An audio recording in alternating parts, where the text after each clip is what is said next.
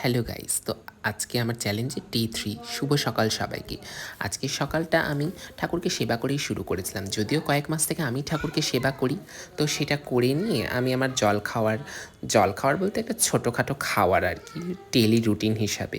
তো সেটার মধ্যে রয়েছে আমার আমন্ড বাদাম, আখরোট বাদাম, কিশমিশ, জল সেগুলো খেয়ে নিয়ে আমি জলখাবার খেয়ে নিয়েছিলাম। জলখাবারে ছিল আলু সেদ্ধ ভাত আর হচ্ছে পেঁপে আলুর তরকারি। সেটা খেয়ে নিয়ে আমি ঘুমিয়ে পড়েছিলাম। ঘুম থেকে উঠে এই যে দেখুন ঠাকুরকে ফল দিয়েছিলাম, মৌসম্বি লেবু, কেমন পিঁপড়ে লেগে গেছে সেটা খেলাম। খেয়ে উঠে তারপরে আমি এই যে সন্ধ্যা দিলাম। সন্ধ্যাবাতি দিয়ে তারপরে আমরা রেডি হব। রেডি হওয়ার আগে আমি ভাবলাম একটু টিভি দেখে নিই।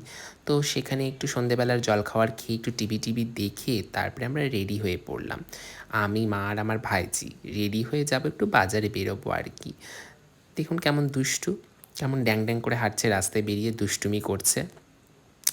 সেখান থেকে বেরিয়ে আমরা চলে গেলাম এক কাকিমার কাছে। তো সে সেলাইয়ের কাজ করে, তো তার কাছে গেছিলাম মার শাড়ি টাড়ি দিতে। সামনে পুজো আসতে বুঝতেই পারছেন। তারপরে সেখান থেকে আমরা চলে গেছিলাম ফল বাজার করতে। কালকে পুজোর জন্য পূজার কলা নিয়ে নিলাম সেখান থেকে বেরিয়ে আমরা চলে গেলাম দশকর্মা ভাণ্ডারে। পরশুদিন যেহেতু বিশ্বকর্মা পুজো, সেহেতু প্রচণ্ড ভিড় ছিল দশকর্মায়। আমরা জাস্ট ঢুকেছি আর বেরিয়ে গেছি, কিচ্ছু কিনতে পারিনি। কী আর করা যাবে এত ভিড়ে।